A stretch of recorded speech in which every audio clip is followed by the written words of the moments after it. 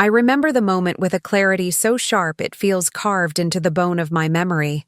A moment that began with nothing more than the simple hush of running water, and the cocoon of steam that wrapped around me like a fragile illusion of safety, because in that quiet I felt suspended between the echo of everything I feared, and the comfort of pretending none of it could reach me, as if the world outside that narrow bathroom couldn't possibly break its way into the tile and fog.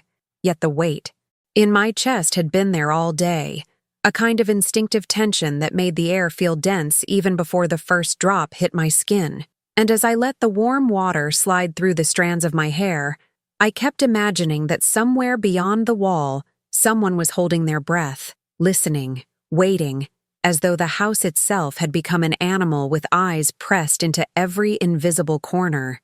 But I fought the thought, drawing deeper into the rhythm of the shower, trying to dissolve into it, until a thin, unnatural shuffle under the door sliced clean through the haze. And when I wiped the water away from my face and turned, my heart stalled in my chest at the sight of a small folded note pushing itself inside, as though delivered by a silent hand that had vanished the moment it finished its task, leaving only that slip of paper and the tremor of something terribly wrong swelling through me. I stepped out, dripping, the floor cold under my feet, and as I bent to pick it up, my fingers trembling, I felt the entire house holding its breath along with me, because something inside told me that whatever words waited in that note were never meant to be read in peace. They were meant to break something open. When I unfolded it, the ink looked rushed, almost carved into the page, and the message was brutal in its simplicity. He knows you're here. For a second, I thought the room tilted, the steam thickening, my pulse hammering loud enough to drown out logic. And in that dizzy space between fear and disbelief, I couldn't help but wonder who he was this time, because the past has a way of leaving shadows behind. And as I stood there holding that note, soaked and breathing in shallow bursts, I felt the old shadows waking with a familiarity that chilled the spine far more than the cold air creeping into my wet skin. I took one involuntary step back, the note trembling between my fingers. And in that moment, the silence of the house twisted into something predatory, the kind of silence that presses against your eardrums until it becomes a sound of its own, deep and low like a growl waiting to form, because suddenly every corner felt sharper, every shadow stretched, every memory of nights I tried to forget seemed to uncoil from the floorboards, and I found myself scanning the edges of the door, half expecting a face to appear there, half expecting to see fingers curl around the wood, yet nothing moved except the remnants of steam drifting lazily upward, as though mocking the panic surging inside me. I wanted to convince myself this was some kind of sick prank, a mistake, a message meant for someone else, but the way my hands shook told me I didn't believe that, and the way my instincts flared told me I already knew who it might be. I just didn't want to name it yet. The house had been too quiet since I arrived, too still, as though waiting, and now that thin piece of paper felt like a key turning in a lock I hadn't realized was already closed around me. I clutched the note and backed toward the far wall, listening to my own breathing echo off the porcelain, and even though I didn't hear footsteps or whispers or the shifting weight of someone moving through the hall, there was something else, something faint but real, a sound behind the silence, like the low hum of a presence pressing its face close to the door to savor the fear leaking from underneath it. And because panic has a strange way of forcing you to search for contact, even if it's impossible, even if it's useless, I found myself whispering an instinctive plea to the empty room, asking if anyone was there, as though something benevolent might answer instead of whatever darkness had slipped that note to me. But nothing came except the slow awareness that the mirror was fogged so thick I couldn't see my reflection. And for a terrifying heartbeat, I imagined that if I wiped it clean, I might not see myself at all, but someone standing behind me, someone whose face I had tried for too long to forget. And in the middle of that tightening dread, I can't help but turn inward and feel the weight of your presence too, because if you're still listening, still with me in this moment, then tell me in the comments what your first instinct would have been. Would you have opened the door, or locked it, or screamed without thinking? I genuinely want to know, because fear becomes something different when shared, something almost bearable in the space between two minds trying to make sense of the dark. But even as that thought crossed my mind, even as I reached for the towel with shaking hands and forced myself to inhale in deep, steadying waves, something shifted on the other side of the door, something subtle but unmistakable, like the faint change in air pressure when someone walks too close, and I froze, the water still dripping down my arms, the note clutched tightly enough to wrinkle as the fragile boundary between safety and danger began to dissolve in real time, because if someone really stood there, quiet and waiting, they were close enough to hear every movement I made, close enough to sense the spike in my fear, close enough to let me know without words that stepping into that hallway would be a mistake. And yet, staying locked inside this bathroom suddenly felt just as dangerous, as though the walls themselves were leaning in, pressing me toward a choice I wasn't ready to make. I kept staring at the base of the door, half expecting another note to slide through, half expecting fingers instead. And before I could decide whether to move or speak or hold my breath again, the house gave a sound I will never forget. A long, low creak from the far edge of the hallway, slow and deliberate, the kind of sound a floorboard makes under the full weight of a person trying to move quietly, but not quietly enough. It wasn't imagination. It wasn't the house settling. It was a step. One single, heavy step. And the moment that sound reached me, every instinct I had screamed in the same direction, telling me I wasn't alone anymore, telling me that whoever slipped the note under the door was still there. And worse, that he was coming closer. I swallowed hard, pulse thrashing so violently it made the edges of my vision flicker, and I realized I needed to decide whether to open that door or barricade myself inside. But before I could act, before I could even breathe deeply enough to think, I felt the handle twitch, the tiniest metal click beneath the sound of dripping water. A shift so small yet so devastating that every rational thought inside me shattered, leaving only a raw, primal fear that pulsed through every inch of my body. And it was in that precise moment that I whispered to myself, not out loud, but in the terrified corners of my mind, that if you're listening, if you're still here with me, then please stay, because whatever is on the other side of that door knows I'm inside, and I don't think I can face what comes next alone. And if this moment has you gripped the way it gripped me, then don't forget to subscribe, because what's about to follow only grows darker, deeper, and more tangled in the shadows of everything I tried so long to escape. I didn't breathe for what felt like an eternity after that faint twitch of the handle. The sound was so small, so delicate, that a rational mind might have dismissed it as the house settling, as some trick of expanding pipes or shifting hinges. But I knew better. I knew the tone of human weight pressing against a boundary, the way that subtle vibration hums through metal like a whisper disguised as silence. I stepped backward until my shoulders brushed the cold tile, the water still running in the shower behind me. A meaningless, mocking stream now, the rhythm of it blending with the pounding of my pulse. I clutched the towel tighter around my body, not for modesty, but because I needed to hold on to something tangible, something real in a moment that was rapidly dissolving into nightmare. The note on the floor was already curling from the damp, the words "he knows you're here" bleeding slightly at the edges, the ink trembling as though it too were alive with panic. I couldn't tell if the air was colder because of the draft seeping in through the gap beneath the door, or because fear itself had lowered the temperature in the room. I remember glancing toward the mirror, its surface clouded with condensation, and catching the vague silhouette of movement. A trick of steam, I told myself, but even then I didn't believe it. I reached for my phone on the sink, my last connection to the outside world, but it wasn't there. I had left it on the bed when I went to shower, careless in a way that only people who still believe in safety can afford to be. The realization hit me with a physical weight, and for a brief moment, my mind reeled backward through every possible explanation: an intruder, a prank, a hallucination, but every thread led to the same place. The note was real, and someone had been close enough to slip it under the door. That meant proximity. That meant intent. That meant danger. My breath fogged the air in short bursts, and I tried to listen through the noise of my own heartbeat for any sign of life on the other side, any creak, any movement. But the silence had thickened again, dense and watchful, as if the house itself was holding something back. It's strange how time behaves when fear takes over. how seconds expand until they feel like hours, how every sense sharpens into something almost supernatural. I could hear the faint trickle of water from the shower head, the whisper of steam curling upward, the drip of a single droplet sliding from my hair to the tile, and underneath it all, the faint throb of the house's old foundation shifting against the weight of the wind outside.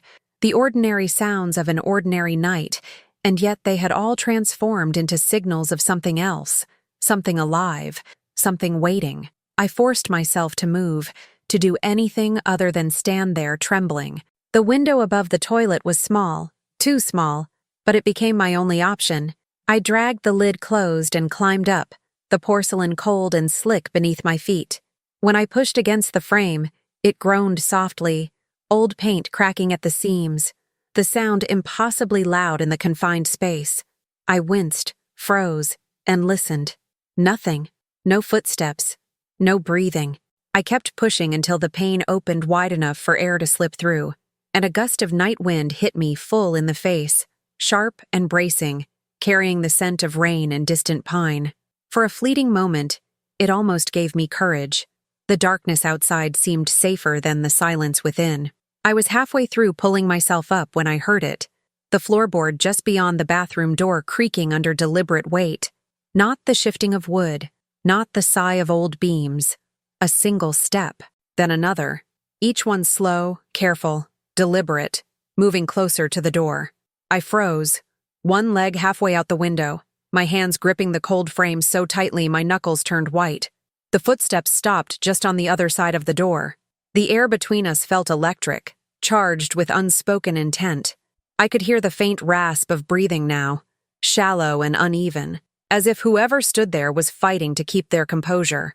My mind screamed at me to run, to climb, to do something, but fear has a way of rooting you to the ground, of transforming your body into a vessel for terror instead of action.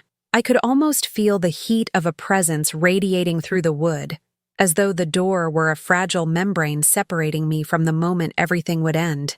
And then came the sound that broke me, a soft tapping, 3 precise knocks, slow and deliberate, spaced evenly apart, as if marking a countdown.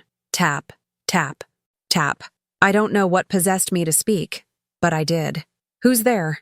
My voice was barely a whisper, raw and cracked from the dryness in my throat. Silence answered, thick and oppressive, so complete that it made my question sound absurd, childish even. But then, after a long pause, something new, a sound that was neither words nor breath, but a low, wet chuckle, the kind that doesn't belong to amusement, but to recognition. It crawled under my skin, threading itself through every nerve, and I knew without knowing how that it wasn't a stranger out there. It was someone who had been here before, someone who had studied me, learned me.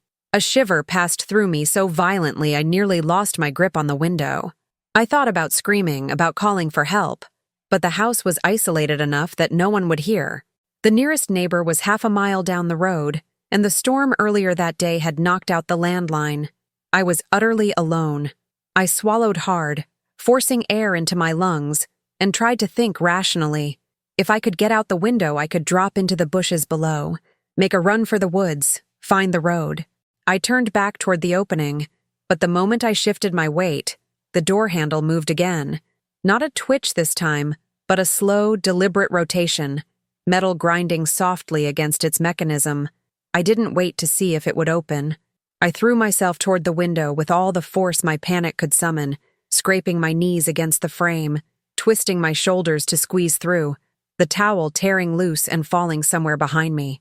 The cold night air slapped against my skin like a punishment. I fell hard into the damp earth below, the impact jolting the breath out of me. For a heartbeat, I lay there in the darkness, disoriented, every inch of my body screaming in protest. But then I heard it again, the door upstairs slamming open, the echo rolling down the hallway like thunder, and I knew he had entered the bathroom. My body moved before my mind could catch up. I staggered to my feet, bare and trembling, and stumbled toward the tree line, the wet grass slicing against my legs, my breath tearing out in ragged bursts. I didn't look back, not yet. I just ran. Every step felt like running through molasses, the air heavy and damp. the ground uneven and slick beneath my feet, but adrenaline kept me upright, kept me moving. Behind me, faint but unmistakable, came the sound of another pair of feet hitting the floor, the cadence uneven but determined, following. I ran until the lights from the house disappeared behind the trees, swallowed by the dark. The forest was alive with sound, the rustle of wind through leaves, the distant drip of water, the creak of old branches swaying under their own weight, but all of it blended into a single pulse of noise that couldn't drown out the thought repeating in my head. He knows you're here. The words looped endlessly, syncing with the rhythm of my footsteps until they became part of my breathing, part of my panic. I stopped when I reached the edge of the creek that cut through the woods, the water black and glimmering under the faint light of the moon. My body ached, every muscle trembling from the cold and from fear. I crouched low, pressing myself into the damp earth, trying to quiet my breathing enough to listen. For a moment, all I heard was the rush of water and the whisper of wind through the pines. Maybe I had outrun him. Maybe. But then a faint snap, a twig breaking somewhere to my left, made my blood freeze. He was still following. I pressed a hand over my mouth, biting back the sob that wanted to escape. The shadows between the trees shifted, and I could make out movement, slow and methodical, a dark silhouette gliding between the trunks. I backed away, step by step, keeping low, the cold mud sinking between my toes. My mind raced for a plan, for any place I could hide, but every direction looked the same, endless darkness. I thought about heading toward the old shed near the property line, a structure I had barely noticed during the day but now seemed like salvation. I turned and started toward it, moving as quietly as I could, but the forest had other plans. My foot caught on a root, and I went down hard, the impact knocking the air out of my lungs and sending a sharp crack of sound echoing through the stillness. I froze, praying that the noise hadn't carried far, but then came the unmistakable rustle of fast, deliberate movement, the silhouette breaking into a run. I scrambled to my feet, the pain in my ankle flaring but ignored, and bolted toward the shed. The moonlight flickered through the trees like a strobe, disorienting me, making the forest spin, but I kept moving until the small, warped structure appeared ahead. I lunged for it, yanked the door open, and slipped inside, slamming it shut behind me just as something heavy crashed against it from the other side. The sound shook the walls, dust falling from the rafters, the wood groaning under the impact. I stumbled backward, grabbing for anything I could use as a weapon, my hands closing around a rusted shovel leaning in the corner. The air inside was thick with the smell of rot and oil, the floor littered with old tools and forgotten debris. I pressed my back against the far wall, gripping the shovel so tightly my hands ached. Another impact came, then silence, then a slow, dragging sound, like someone's fingers tracing the wood from outside. My heart pounded in my throat. I knew he was there, inches away, listening, thinking. The dragging stopped, replaced by a soft, deliberate whisper, too muffled to make out words but filled with intent. I wanted to scream, to cry, to collapse, but something else rose in me instead, a fierce, trembling anger. I had spent too long living in fear of this nameless presence, too long surrendering to shadows that fed on my silence. Not tonight, not anymore. I tightened my grip on the shovel and waited. The door handle rattled once, twice, then went still. For several agonizing seconds, nothing. Then I heard retreating footsteps, slow and measured, moving away into the forest. I stayed there, frozen, every muscle locked, until the sounds faded completely, replaced once more by the hum of insects and the distant rush of water. Only then did I allow myself to breathe again. I sank to the floor, shaking, pressing my back against the rough wood, the shovel still clutched in my hands like a lifeline. My body ached, my mind reeled, but beneath the exhaustion there was a strange, defiant clarity. I wasn't safe yet, but I had survived the first part of whatever this was. And maybe that meant something. Maybe it meant I could still fight, still escape, still find my way back to the version of me that wasn't defined by fear. And if you're still here with me, still following this descent into the dark, then stay close, because what comes next isn't just about running, it's about confronting the truth that's been stalking me far longer than tonight. Before I continue, I want you to take a breath with me wherever you are. If your pulse is still racing the way mine was that night, if you can almost hear the sound of those footsteps in your own hallway right now, then I want you to pause for just one heartbeat and feel this moment with me. Because what happened next isn't just about fear. It's about what happens when fear stops being the thing that hunts you and becomes the thing that transforms you. And if you haven't already, if you want to stay close until the end, because this story doesn't let go once it takes you, then make sure you're subscribed, because what's coming now is where everything breaks open. For a long time, I just sat there on the dirt floor of that shed, trying to convince myself that silence meant safety. My breath came in shallow, uneven bursts, and I could taste iron and dust on my tongue. The air was thick with the smell of rusted tools, damp wood, and old oil, a smell that carried memories I didn't want to remember. Nights spent in garages, basements, anywhere I thought walls could protect me. But walls had never really kept me safe. Even as I sat there gripping that shovel like a weapon, I knew that if he was the same person I thought he was, if the shadow that had haunted me through sleepless years had truly found me again, then a locked door was nothing more than a thin formality. Time moved differently inside that shed. Minutes felt elastic, stretching until they almost snapped, and I found myself drifting in and out of half-thoughts, half-memories, trying to piece together how he could have found me after all this time. I had moved twice since the last note, changed my phone, cut ties with almost everyone I knew. I had stopped answering messages, stopped sharing locations, stopped being visible to anyone at all. And yet, here I was, hiding again.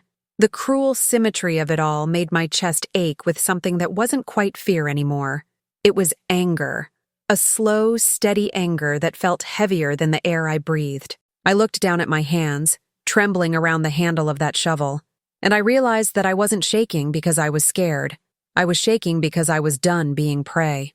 The sound of the wind pressed against the walls, the trees groaning outside, and for a second, it sounded like whispers. Dozens of them, calling me to move, to do something, to stop letting silence define the shape of my life. I stood, my knees unsteady, but my pulse steadying in a strange, fierce rhythm, and I stepped toward the door. The moonlight filtered through the cracks in the wood, thin silver blades slicing the dark, and I thought about how much time I had spent trapped behind doors just like this, waiting for something or someone to decide what happened to me. Not this time.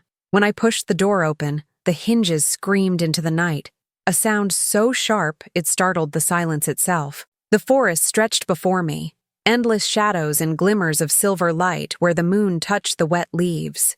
The cold bit at my skin, goosebumps racing down my arms. But the fear had dulled into something else, something clearer. I stepped out into the open, the damp earth soft beneath my feet, and turned toward the direction of the house. From where I stood, it looked almost peaceful again, the windows dark, the roofline softened by moonlight, the kind of image that could convince a stranger it was just another quiet home in the woods. But I knew better. Somewhere inside, the door to the bathroom hung open, the shower still running, steam long since turned to fog. Somewhere inside, the note still lay on the tile floor, curling at the edges. I started walking back toward it, not because I wanted to, but because I couldn't keep running. Every part of me rebelled at the idea of returning, but another part, stronger, quieter, knew I couldn't let the night end with me hiding in the woods. If I kept running now, I'd be running forever. Each step back toward the house felt like peeling away a layer of my own skin, but I didn't stop. The forest seemed to hold its breath as I moved through it, the sounds of the night muffled under the weight of my resolve. By the time I reached the edge of the clearing, my heart wasn't pounding from fear anymore, but from purpose. I crouched low, scanning the shadows for movement. Nothing. No footsteps, no voice, no silhouette waiting by the porch. Still, the air carried that faint electric tension that told me I wasn't alone. I moved quickly across the open ground, my body tense and alert, every sense screaming for caution. The front door was slightly ajar, swaying gently in the wind, as though someone had left it open just enough to beckon me in. I stopped, forcing myself to listen. A faint sound drifted from inside, the rhythmic drip of water hitting tile. The shower was still running. He was either gone or waiting. Either way, I was going to find out. I stepped inside. The air in the house was colder than before, as if the warmth had been sucked out through the open door. The silence pressed against me from all directions, but beneath it, faintly, there was a sound like breathing, not the sharp, panicked kind, but slow and measured, almost deliberate. I gripped the shovel tighter, its rusted edge catching the moonlight as I moved down the hallway. The floorboards creaked softly under my feet, and with each step, I felt like I was walking through layers of memory. Every house I had ever hidden in came back to me in flashes. The childhood home with the basement that always felt watched, the apartment where someone knocked 3 times every night at 2:17 a.m., the motel room where I woke up to find the curtains drawn open though I knew I had closed them. All of it culminating here, now, in this hallway where every inch of me expected a figure to appear. I reached the bathroom door, its frame still glistening with condensation. The note was where I had dropped it, wet and wilted. The words were almost unreadable now, but they didn't need to be. I knew them by heart. I took a slow breath and pushed the door open wider. The shower was still running, water pooling around the drain, the curtain swaying slightly in the draft. I stepped closer, 1 foot, then another, until I could reach out and pull the curtain aside. The steam parted like smoke. The shower was empty. For a split second, relief flooded through me so fast it almost made me dizzy. Maybe he really had gone. Maybe I had scared him away. But then I noticed something impossible. Something that made my blood run cold again. The note wasn't the only thing on the floor now. Next to it, half soaked in water, was another piece of paper, freshly torn, the ink not yet blurred. I knelt down slowly, my hands trembling as I picked it up. The handwriting was the same jagged scrawl, the same rushed violence in every stroke, and it said, "Turn around." I froze. Every instinct screamed not to obey, but the human mind is wired for curiosity even in the face of terror. Slowly, mechanically, I turned. The hallway behind me was empty, or at least it looked that way, but the air had shifted. It felt thicker, denser, as if something unseen occupied the space between me and the front door. I could hear the faintest rhythm of breathing again, but now it wasn't coming from far away. It was close, very close. I lifted the shovel, my hands slick with sweat, my vision tunneling as adrenaline surged. The darkness at the far end of the hall seemed to pulse with life, shadows bending where they shouldn't. "I know you're there," I whispered, my voice shaking but defiant. "You don't get to hide anymore." For a moment, nothing. And then, movement. Slow, deliberate. A shape stepping forward from the shadows, tall and lean, its face half lit by the dim spill of moonlight through the window. My breath caught. I knew that face. Older now, thinner, but unmistakable. It was him, the man from years ago, the one who had made my nights into prisons, who had followed me from town to town, always just out of reach but never truly gone. Seeing him again was like watching every nightmare I had ever survived step into flesh. His eyes found mine, calm and cold, and he smiled, a small, joyless curve of his lips that said everything words couldn't. For a heartbeat, I almost couldn't move, but then something inside me snapped, not with fear, but with finality. I swung the shovel with everything I had. The sound of metal striking bone rang through the hallway like thunder.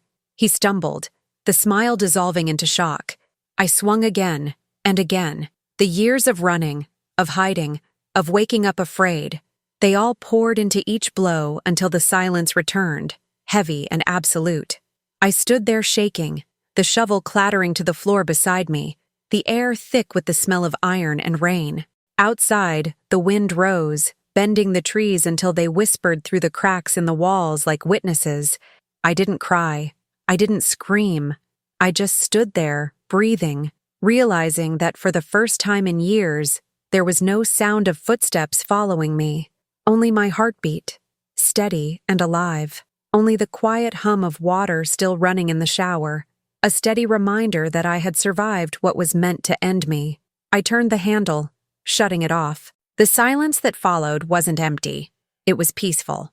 When I stepped outside again, the The horizon was soft with the first hint of dawn.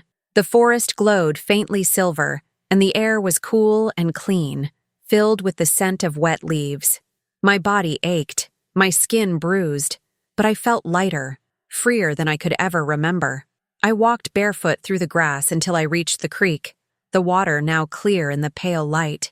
I crouched beside it, rinsing the dirt and blood from my hands, watching the ripples spread outward until they disappeared into the current. The reflection staring back at me wasn't the same one that had looked into the mirror hours ago. There was no panic in those eyes now, no fear, only exhaustion and peace.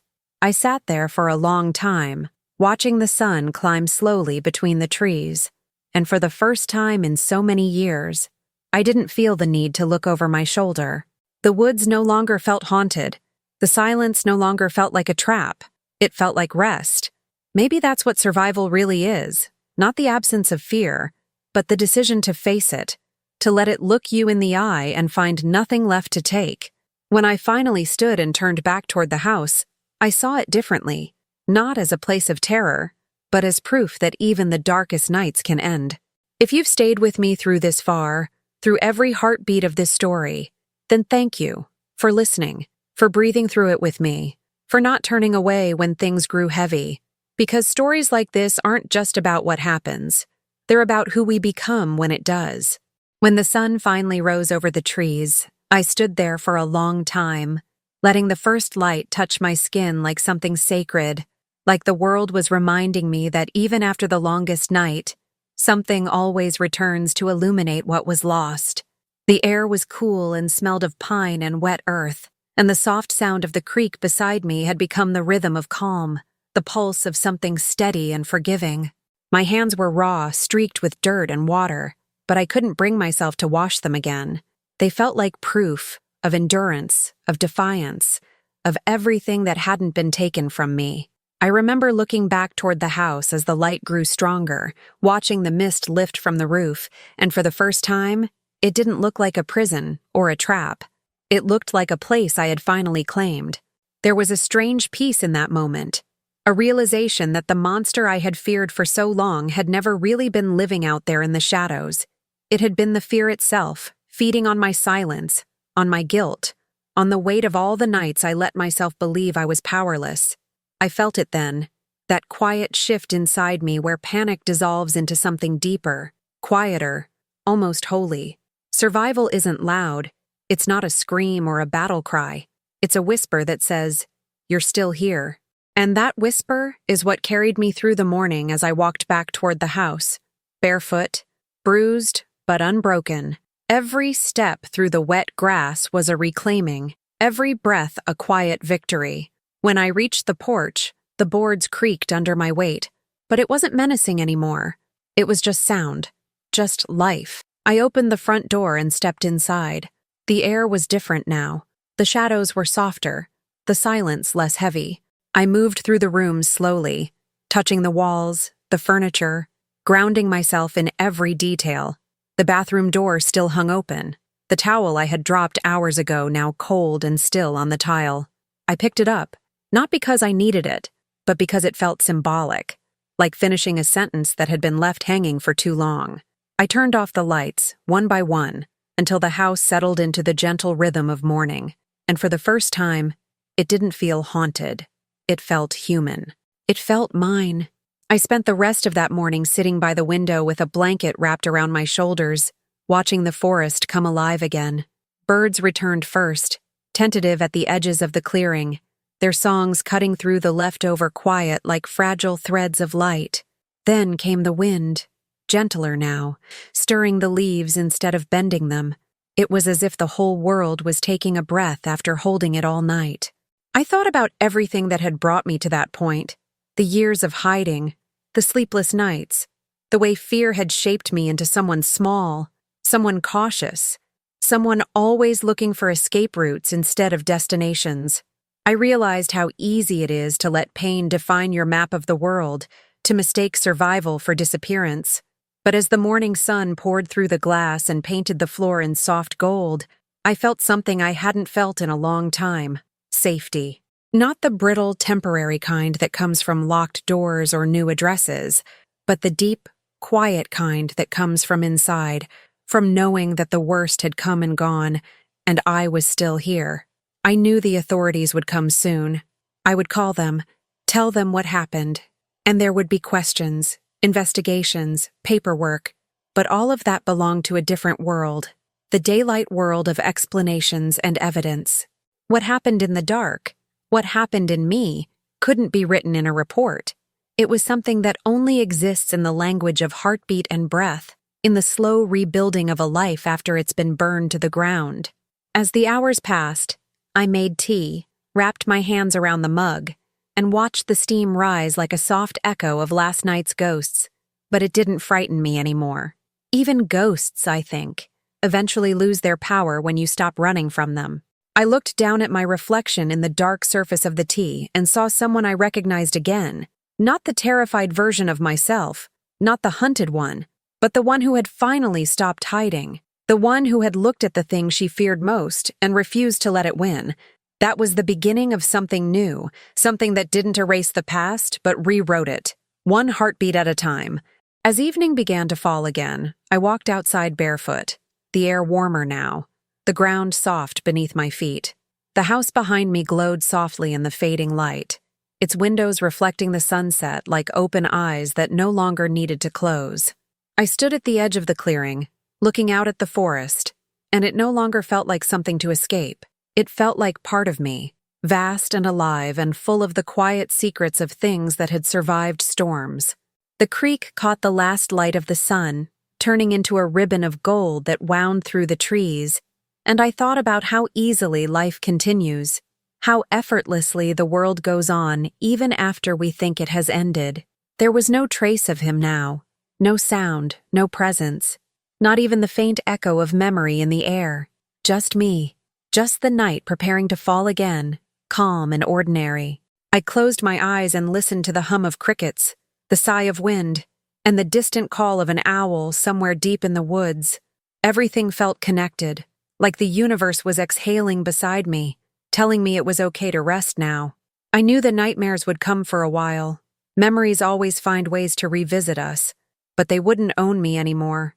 They'd fade, slowly, until they were just stories I told myself to remember how far I'd come. I smiled then, a small, tired smile, but real. For the first time in years, I wasn't waiting for something terrible to happen. I was just existing. I walked back inside, closed the door, and let the soft lamplight fill the room.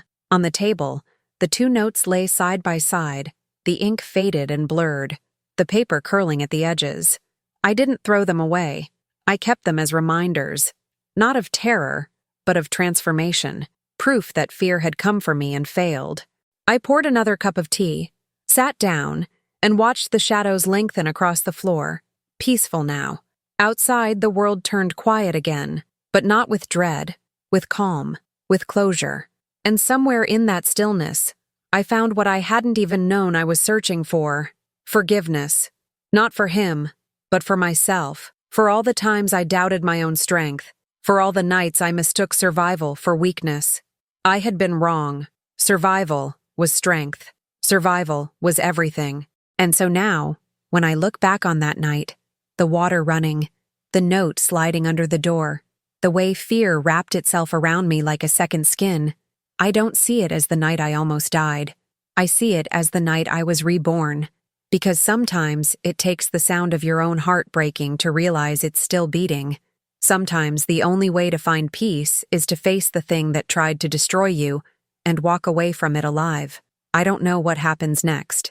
Maybe I'll move again. Maybe I'll stay here and rebuild this place into something beautiful, something warm. But I know this: I'm not afraid anymore.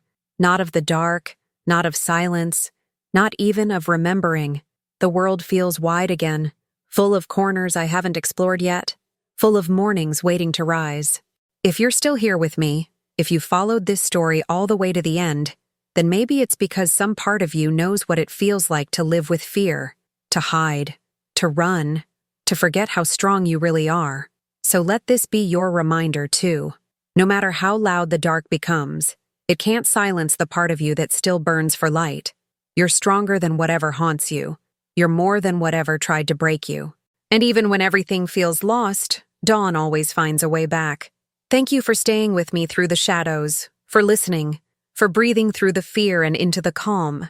If this story stayed with you, if it made you feel something, hope, strength, even the quiet relief of knowing you're not alone, then I'd love for you to stay. Like this story, subscribe, be part of the ones who choose light over silence, courage over fear, because in the end, that's what we are. Not victims of the dark, but keepers of the dawn.